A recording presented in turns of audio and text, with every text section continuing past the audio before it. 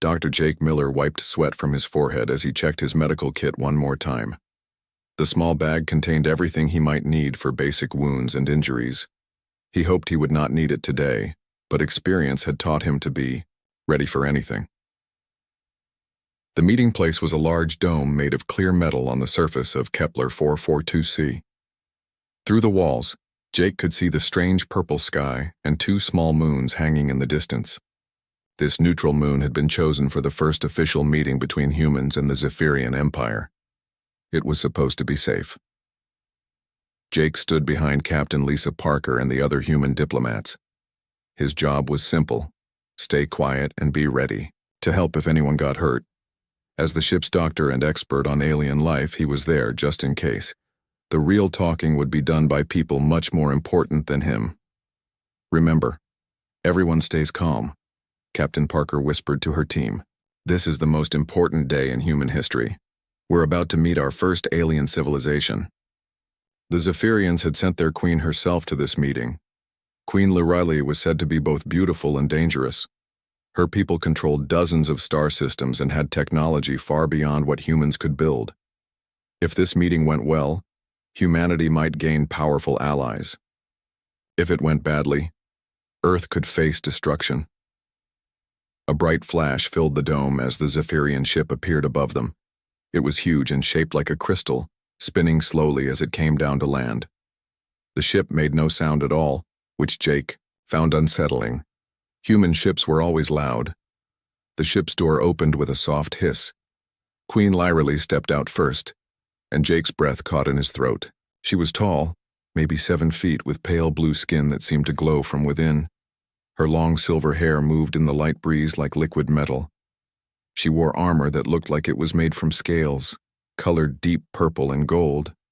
Her eyes were large and completely black, but somehow Jake could tell she was looking right at him for a moment before moving on.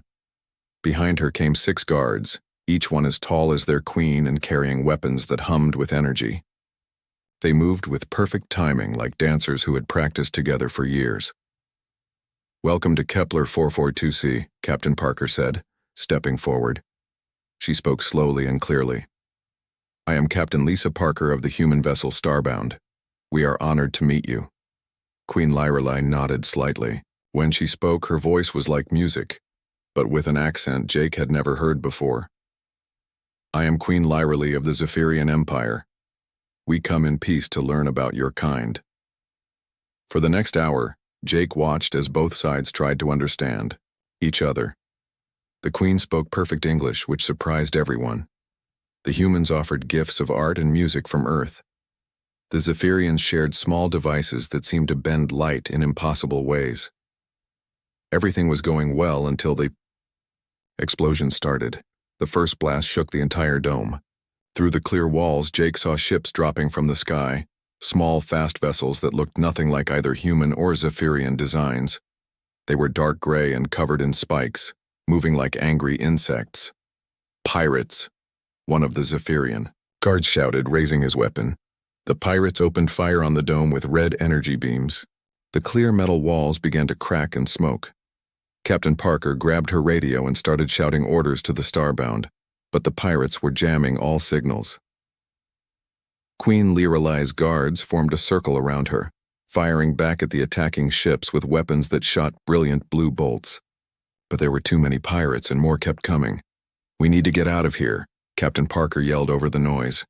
A pirate ship crashed through the dome's wall, sending broken metal flying everywhere. Jake dove behind a table as sharp pieces whistled past his head. When he looked up, he saw Queen Lorelei fighting with a curved sword that glowed like a star. She moved faster than any human could, cutting down pirates who tried to get close. But then a lucky shot hit her. The energy beam struck her in the side, spinning her around and sending her crashing into a pile of rubble. Her guards were too busy fighting to notice. Jake saw blue blood. It actually glowed, spreading across her armor. "Jake!" "We're leaving," Captain Parker called. The humans were running for their ship. Jake looked at the injured queen, then at his retreating teammates. Queen Lorelei was trying to stand but fell back down. More rubble was falling around her. In a few minutes, she would be buried alive. He made his choice. Instead of running with the others, Jake grabbed his medical kit and sprinted toward the Queen. A piece of the dome's ceiling crashed down right where he had been standing a second before.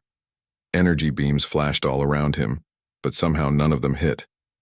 Queen Lyrelei looked up as he reached her. Her black eyes were wide with surprise and pain. "Human, you must go," she whispered. "Save yourself." "Not happening," Jake said, dropping to his knees beside her. He could see the wound now, a deep burn that went through her armor and into her side. The blue blood was flowing faster.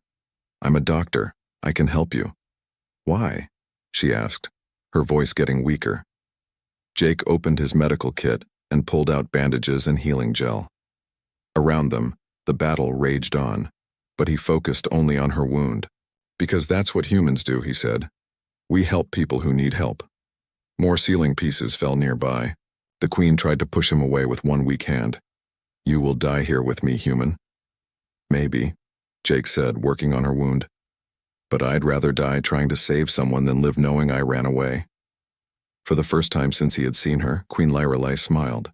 It was a small, sad smile, but it made her face look completely different. Less like a powerful alien ruler and more like a person who was scared and hurt. "What is your name, brave human?" she asked. "Jake Miller," he said, still working on her injuries. "What's yours? I mean, besides Queen?" "Lyrelei," she said simply. "Just Lyrelei." The battle was getting closer. Jake could hear the pirates searching through the wreckage looking for survivors to eliminate. He and the Queen were running out of time, and he was running out of supplies. But he kept working, because giving up was not something humans did, not when a life was at stake. Jake worked quickly on Queen Lyrelei's wound, but the bleeding was not stopping. The energy beam had burned through her armor and deep into her side. He could see that the injury went all the way to her ribs. Without proper treatment, she would die in minutes. "I need to cut away more of your armor," Jake told her, pulling out a small laser cutter from his medical kit. "The wound is deeper than I thought." Queen Lyrelei nodded weakly. Her face was getting paler, and her breathing was shallow. Jake had seen enough injuries to know she was going into shock. He had to work faster. The armor was harder to cut than he expected. It was made from some kind of alien metal that resisted his tools. Finally, he managed to cut away a large piece that covered her right side and part of her back. The wound was even worse than he had feared. "This is bad," Jake muttered, reaching for his strongest healing gel. "I need to clean this out and seal the blood vessels, or you're going to bleed to death." He placed his hands on her side to begin the treatment. The moment his fingers touched her bare skin, Queen Lyrelei went completely rigid. Her black eyes flew open wide and she sucked in a sharp breath. What are you doing?" she whispered, her voice filled with something Jake could not identify. It was not just pain or fear. It was something else entirely. "I'm trying to save your life," Jake said, confused by her reaction. "I need to treat this wound." "You cannot," she said, trying to pull away from his hands. But she was too weak to move much. "No one can touch me there." Jake paused, his hand still on her skin. Through all his training in alien biology, he had learned that different species had different taboos and cultural rules, but he had never encountered anything like this before. "I don't understand," he said. "It's just medical treatment." Queen Lyrelei closed her eyes, and for a moment Jake thought she might have passed out. But then she spoke again, her voice barely audible over the sounds of the ongoing battle. "Among my people there are sacred places on the body," she explained slowly. "Places that are intimate, personal. Only a consort may touch them. Only one who is bonded in marriage." Jake felt his stomach drop. He looked down at where his hands were resting on her side and back. In human medicine, these were just normal body parts. But to her people, he was touching places that were as private as the most intimate parts of a human body. "I'm sorry," he said, starting to pull his hands away. "I didn't know." "Wait," she said, catching his wrist with surprising strength. "If you stop now, I will die. But if you continue, You will have touched me as only a consort may touch me. By the laws of my people, that makes you my husband." Jake stared at her. Around them, the pirates were getting closer. He could hear their voices as they searched through the wreckage. They had maybe 2 minutes before they would be discovered. "So my choices are to let you die or accidentally marry you?" Jake asked. Despite everything, Queen Lyrelei almost smiled. "That is a simple way to put it, yes." Jake thought about it for exactly 3 seconds. Then he placed his hands back on her wound and began working again. "Then I guess I'm your husband now," he said, applying the healing gel to the deepest part of the injury. Queen Lyrelei's eyes went wide again. "You understand what this means? You could be executed for this. My people do not take marriage bonds lightly." "Right now, the only thing I understand is that you're bleeding to death," Jake said, working to seal the damaged blood vessels. "Everything else we'll figure out later." He had expected her to argue or try to stop him again. Instead, she just watched his face as he worked. There was something in her expression that he had not seen before. It was not just gratitude, it was something deeper. "Why?" she asked softly. "Why would you risk this for someone you just met? For an alien?" Jake paused in his work to look at her. "Because you're not just an alien to me. You're a person who needs help. And where I come from, we don't let people die just because helping them might be complicated, even if it means becoming bonded to a queen of a species you know nothing about."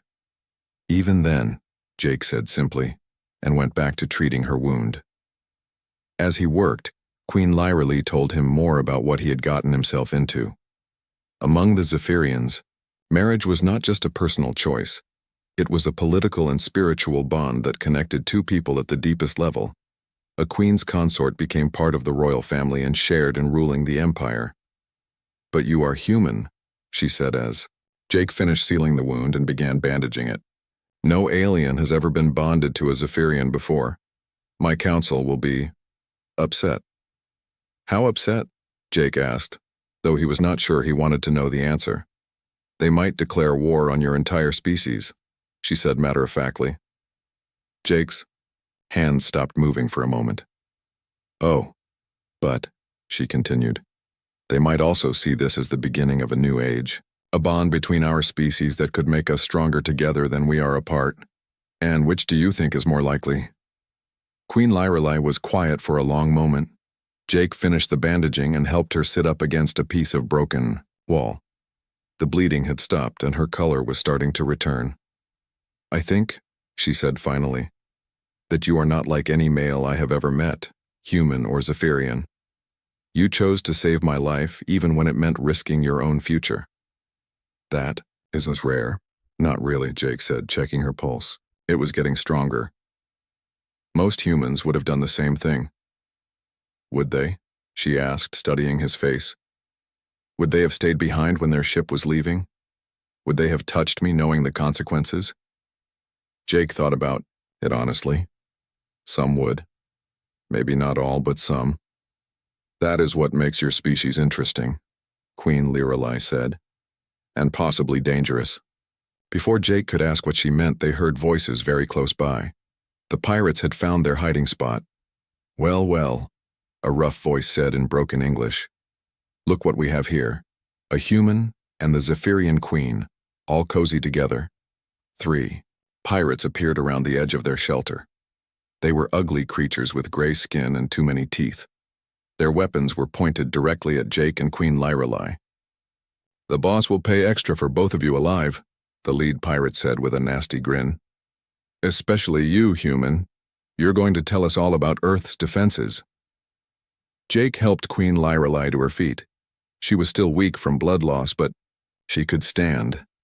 Her hand moved to where her sword should have been, but the weapon was lost somewhere in the rubble. "I have a better idea," Jake said to the pirates, stepping protectively in front of the queen. "Oh yeah? What's that?" Jake smiled, and it was not a nice smile. "How about you surrender now, and we'll make sure you live long enough to regret attacking." "A diplomatic meeting." The pirates laughed. They had no idea what they were dealing with. They had never faced a human who was protecting someone he cared about. They were about to learn. The lead pirate stopped laughing when Jake suddenly threw a handful of medical powder into his eyes. The creature screamed and clawed at his face, temporarily blinded. Jake grabbed a piece of broken metal from the ground and swung it like a club, hitting the second pirate in the knee. The alien went down hard. The third pirate raised his weapon, but Queen Lyrelei was faster. Despite her injury, she lunged forward and knocked the gun aside.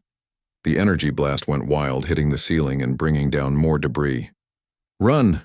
Jake shouted, grabbing the Queen's hand. They stumbled through the wreckage as more pirates shouted behind them. Jake led them deeper into the ruined dome, looking for a place to hide. Queen Lyrelei was moving better now that the healing gel was working, but she was still weak. "There," she said, pointing to a crack in the floor. "A maintenance tunnel." They dropped down into the narrow space just as energy beams started flying over their heads. The tunnel was dark and cramped, but it was better than being shot at.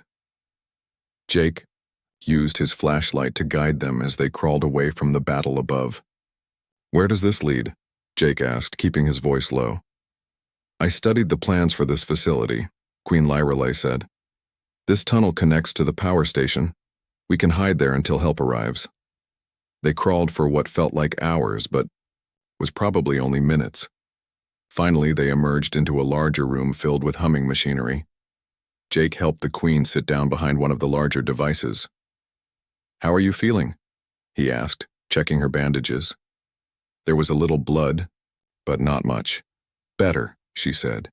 "Your medicine is very effective, but I am still weak." Jake nodded and opened his remaining supplies. He had some energy bars and water bottles. Not much, but enough to keep them going for a while.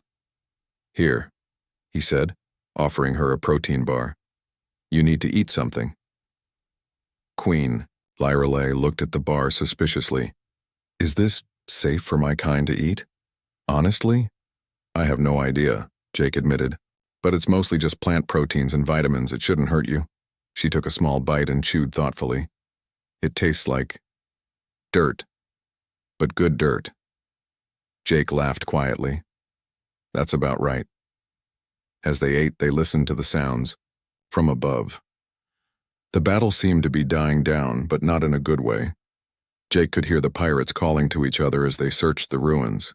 "They're looking for us," Queen Lyrelei said. "Yeah, and they're probably looking for survivors to kill." Jake checked his medical scanner. "How long before your people come looking for you?" "My guards will have sent a distress signal before they died," she said sadly. "But it will take time for ships to arrive from Zephyrian space. Several hours at least." "Same for my people. Captain Parker will have called for backup, but the nearest human ship is days away." They sat in silence for a moment, both thinking the same thing. They were on their own. "Tell me about your people," Queen Lyrelei said suddenly. "What are humans really like?" Jake thought about how to answer that. "We're complicated. We fight a lot, even among ourselves. We make mistakes, but we also help each other, even when it's dangerous or stupid. We don't give up easily."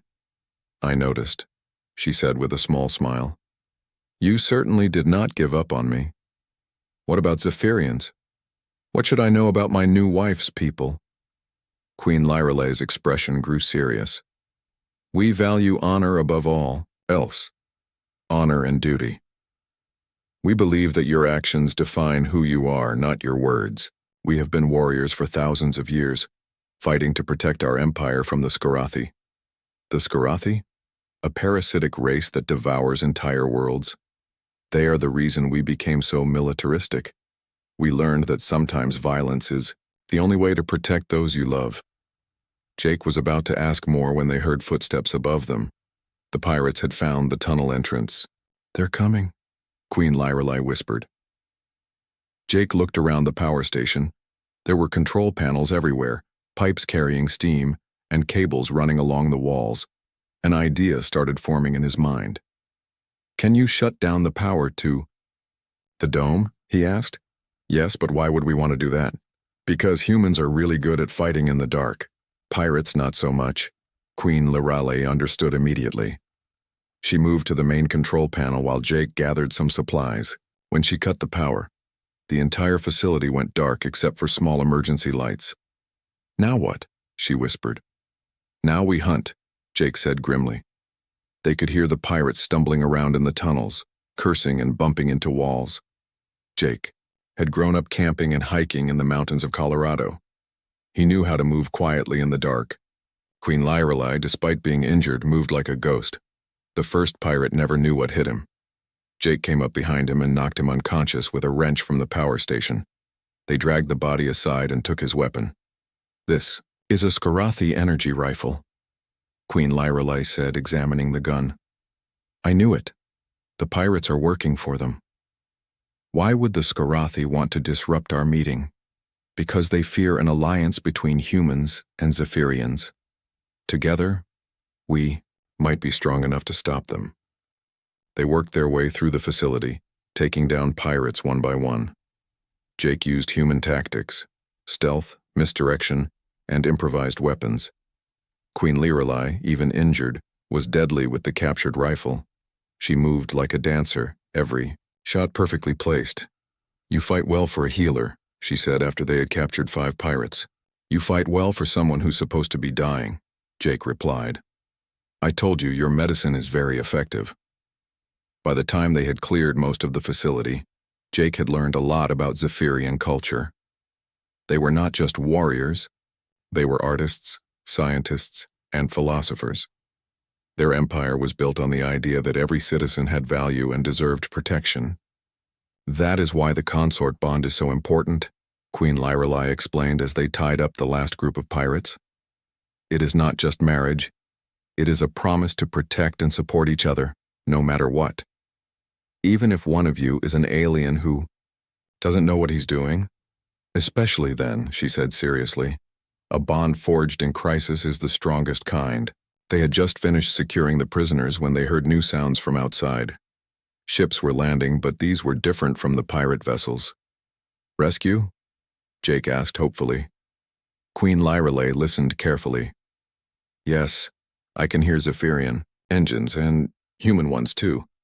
They made their way back to the surface, supporting each other. The dome was a complete ruin, but the purple sky was filled with ships.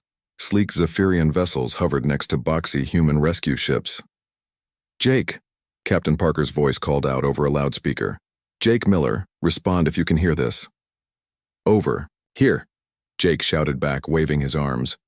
The rescue teams found them quickly. Jake watched as human medics and Zephyrian healers worked together to treat Queen Lyrelei's injuries.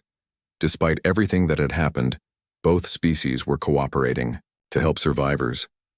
"Dr. Miller," Captain Parker said, approaching him with a strange expression on her face. "We need to talk. There are some complications." "What kind of complications?" "The kind where you might have accidentally started an interstellar incident," she said. "The Zephyrian High Council is demanding to know why their queen is claiming to be married to a human." Jake looked over at Queen Lyrelei, who was being carefully examined by a Zephyrian healer. She caught his eye and nodded slightly. "Captain," Jake said, "I think we're going to need a bigger conference room." As they loaded onto the rescue ships, Jake realized that saving Queen Lyrelei's life was just the beginning. Now came the hard part, convincing 2 entire civilizations that sometimes the most important bonds are the ones that form when you're just trying to do the right thing.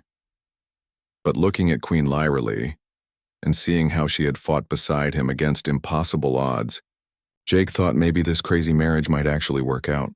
After all, they made a pretty good team.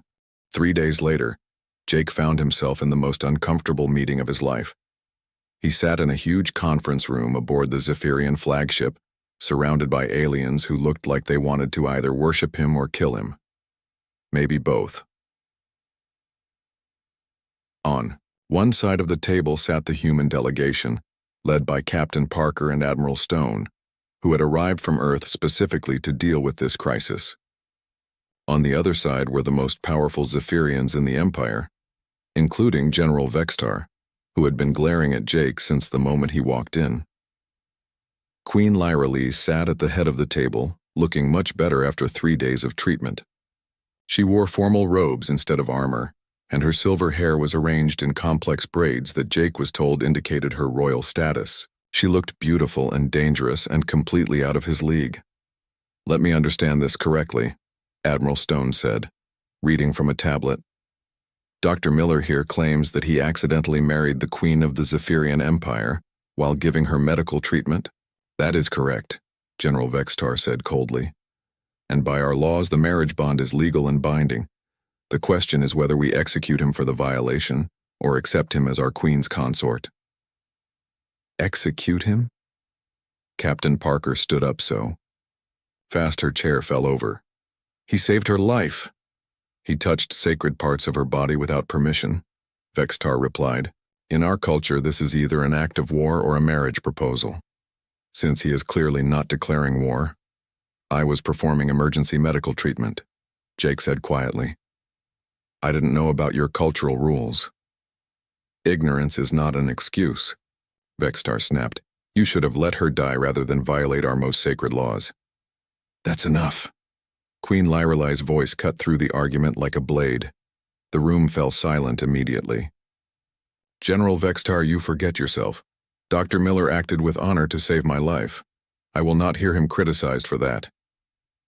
"My queen," Vextar said more carefully, "surely you cannot seriously consider accepting this human as your consort. It goes against thousands of years of tradition." "So does letting queens die when help is available," she replied coolly. Admiral Stone cleared his throat. "Your Majesty, perhaps we can find a solution that satisfies everyone. Dr. Miller could claim he was unaware of the cultural implications. We could call it a misunderstanding and annul the marriage." Jake felt all eyes turned to him. This was his chance to escape. He could go back to being a simple ship's doctor, and Queen Lyrelai could marry someone more appropriate. Someone who belonged in her world. "No," Jake said firmly. "No?" Admiral Stone looked confused. "I won't claim I didn't know what I was doing," Jake continued. "Queen Lyrelai told me what would happen if I continued treating her. I made the choice anyway. If I had to do it again, I'd make the same choice." The room erupted in angry voices. Some of the Zephyrians looked shocked, others impressed. The humans mostly looked like they wanted to drag Jake out of the room before he made things worse. "Silence," Queen Lyrelai commanded. When everyone quieted down, she stood up slowly.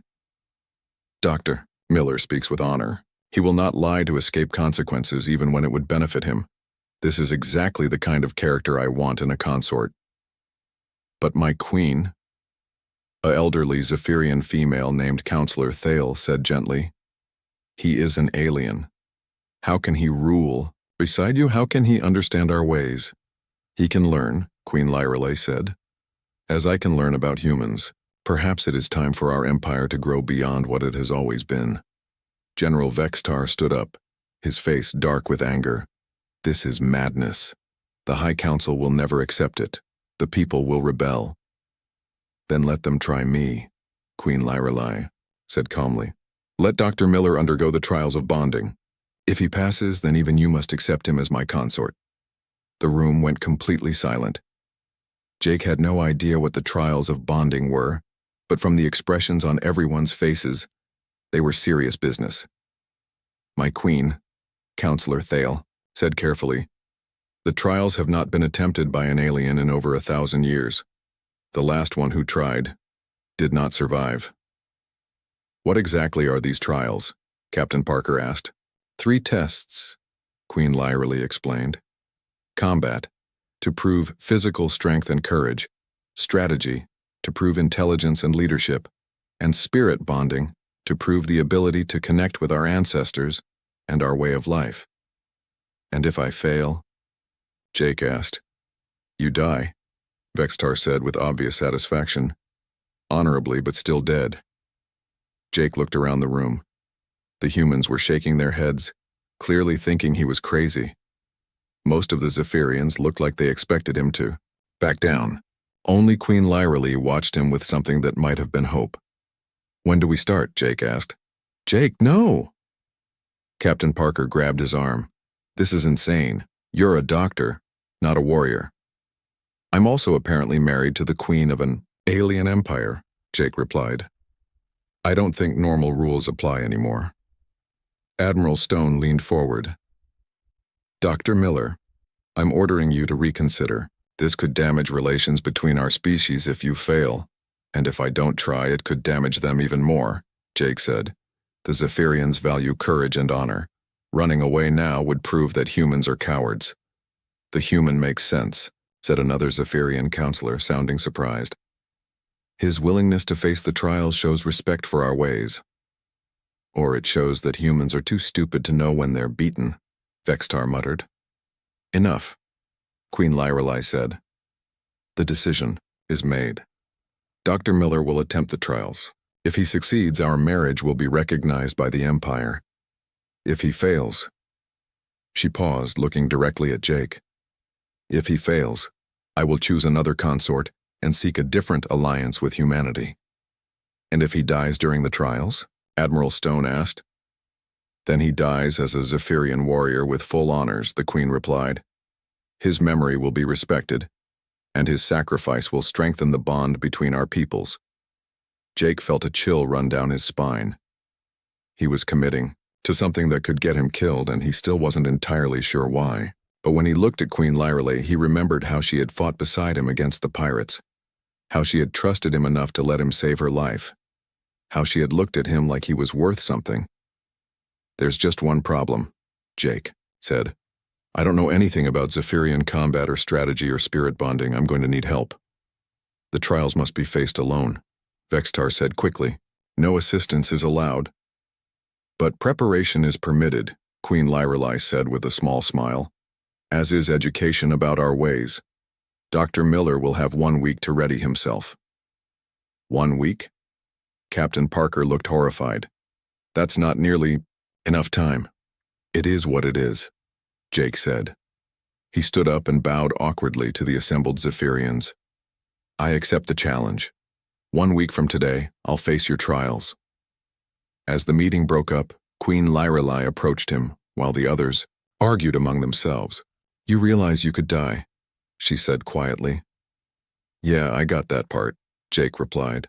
Question is, do you think I can do this? She studied his face for a long moment. I think you are braver and more stubborn than any male I have ever met. Whether that will be enough. She shrugged. We will find out. No pressure, Jake said with a weak smile. Actually, Queen Lyrelai said, there is enormous pressure. The future of both our species may depend on what happens in that arena. Jake nodded. Slowly, no pressure at all. The week of preparation passed like a blur. Jake spent every waking hour learning about Zephyrian culture, combat techniques, and military strategy. Queen Lyrelai had assigned him the best teachers in the Empire, though most of them clearly thought he was going to die. The combat trainer, a scarred warrior named Kexta, was particularly blunt about Jake's chances. You are weak, slow, and small, Kexta said after their first sparring session. Your opponent will be Fortin, the Empire's champion. He has never lost a fight. He will crush you like an insect. Thanks for the pep talk, Jake gasped, picking himself up off the floor for the 10th time that day. But Jake had advantages that Kexta didn't understand. Humans had spent thousands of years learning to fight larger, stronger opponents. They had developed martial arts based on speed, leverage, and using an enemy's strength against them. Jake might not be able to overpower a Zephyrian warrior, but he could be smarter. The strategy sessions were led by General Mordell, who was at least willing to admit that humans might have some good ideas. Your species' military history is interesting, Mordell said, studying human battle reports. You use tactics we would consider dishonorable, but they are effective. Sometimes the best way to win is to not fight fair, Jake agreed. The Skorathi certainly do not fight fair, Mordell said grimly. Perhaps it is time we learn to think like them. The spirit bonding preparation was the hardest part. Elder Thainera, the Empire's most powerful spiritual leader, explained that Jake would have to connect with the ancestral spirits of the Zephyrian race. But I'm not Zephyrian, Jake protested. How can I connect with your ancestors? That is the question, Thainera said mysteriously. If you cannot make the connection, you will fail the trial and die. The spirits do not tolerate those who are unworthy. On the morning of the trials, Jake stood in his quarters aboard the Zephyrian flagship, looking at himself in the mirror. He wore traditional Zephyrian trial armor, which felt strange and heavy, on his human frame. Queen Lyrelai had given him a ceremonial blade that had belonged to her father. "Ready?" she asked, entering his quarters. "As ready as I'll ever be," Jake said.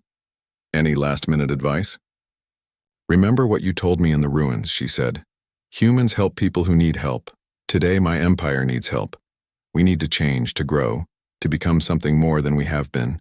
You represent that change." The trial arena was a massive space that could hold thousands of spectators. Every important Zephyrian in the empire was there, along with the human delegation. Jake tried not to think about how many people would watch him die if this went badly. The first trial was combat. Vorton, the Zephyrian champion, was everything Kexta had promised and worse. He stood nearly 8 feet tall, covered in muscle and scars, carrying a sword that was longer than Jake was tall. "Little human," Vorton rumbled as they faced each other in the arena. "I will make your death quick." "Appreciate it," Jake said, raising his own blade. The fight began with Vorton charging like an angry bull. Jake had expected this. Instead of trying to block or meet the charge, he dove to the side at the last second. Vorton's sword crashed into the arena floor, sending up sparks. For the next 10 minutes, Jake ran, dodged, and used every dirty trick he had learned. He threw sand in Vorton's eyes, used the arena walls to change direction suddenly, and attacked weak points like knees and ankles. The crowd booed his tactics, but Jake didn't care. He wasn't here to look honorable. He was here to win. Finally, when Vorton was tired and frustrated, Jake saw his chance. The big warrior overextended on a swing, and Jake slipped inside his guard. Instead of trying to stab him, Jake grabbed Vorton's sword arm and used a judo throw he had learned in college. The champion went down hard and Jake's blade ended up at his throat. "Yield," Jake said quietly. Vorton looked shocked, but he nodded. "I yield." The crowd was silent. No one had expected the human to win, least of all by using such unorthodox methods. The second trial was strategy. Jake was given a simulated battle against a Skarathi fleet, with both human and Zephyrian ships under his command. The scenario was designed to be impossible. The enemy outnumbered his forces 3-1 and had better technology. Jake studied the situation for a long time. Traditional Zephyrian tactics called for honor combat, ship against ship. Human tactics would have used stealth and surprise attacks, but Jake had an idea that combined both approaches. "I need to talk to both fleet commanders," he said.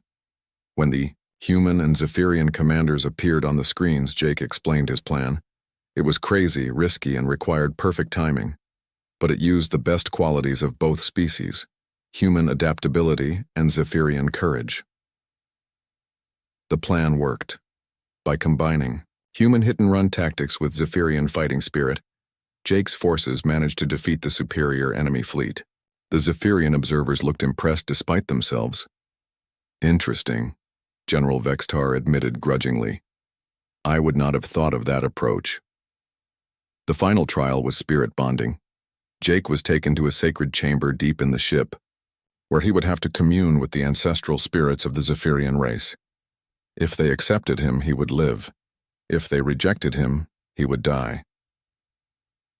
Jake sat in the center of the chamber as Elder Thanera began the ritual. Strange lights filled the room and Jake felt something touching his mind. It was cold and alien and very, very old. The spirits spoke to him, but not in words. They showed him images, the history of the Zephyrian race, their wars, their triumphs, their fears. Jake saw how they had fought the Skarathi for centuries, how they had built their empire on the need to protect their people. But he also felt their loneliness. For all their power, the Zephyrians had been isolated, fighting their wars alone. They needed allies, friends, connections with other species. Jake couldn't connect with Zephyrian ancestors the way a native could, but he could offer something else, the ability to bridge the gap between species, to bring different peoples together. He opened his mind and showed the spirits what humans could offer: adaptability, creativity, the willingness to help others even when it was dangerous. Spirits were quiet for a long time. Then Jake felt something like approval, mixed with curiosity. They wanted to see what would happen if Zephyrians and humans worked together. When Jake opened his eyes, he was still alive. Elder Thaynera was staring at him with amazement. "The spirits accept you," she whispered. "Not as a Zephyrian, but as something new. A bridge between worlds." Jake stumbled back to the arena, where Queen Lyralee was waiting with the rest of the court. Her face lit up when she saw him walking instead of being carried. "All 3 trials?" she asked. "All 3 trials," Jake confirmed. General Vextar stepped forward, looking like he had eaten something sour. "The trials have been completed successfully. By ancient law, Dr. Jake Miller is now recognized as consort to Queen Lyralee and co-ruler of the Zephyrian Empire." The crowd erupted in mixed cheers and shocked murmurs. Jake felt Queen Lyralee take his hand and squeeze it gently. "So," she said, quietly, "how does it feel to be married to an alien queen?" "Ask me in a few years," Jake said. "Right now I'm just happy to be alive." But even as they celebrated, alarms began sounding throughout the ship. Admiral Stone's voice came over the communication system. "All ships, we have incoming Skarathi vessels, large fleet, heading directly for us." Jake looked at Queen Lyralee. "I guess our honeymoon is going to have to wait." She smiled, and it was not a gentle smile. It was the smile of a warrior queen who had just gained a very unusual ally. "Welcome to married life," she said, drawing her sword. "Hope you're ready for the real test." As they ran toward the command deck together, Jake realized that passing the trials had been the easy part. Now came the hard work of actually building a partnership between 2 very different species. But looking at Queen Lyralee running beside him, her silver hair streaming behind her like a battle flag, Jake thought they might just be able to pull it off. After all, they made a pretty good team, and sometimes the most important bonds were forged in the heat of battle, when 2 people chose to stand together against impossible odds.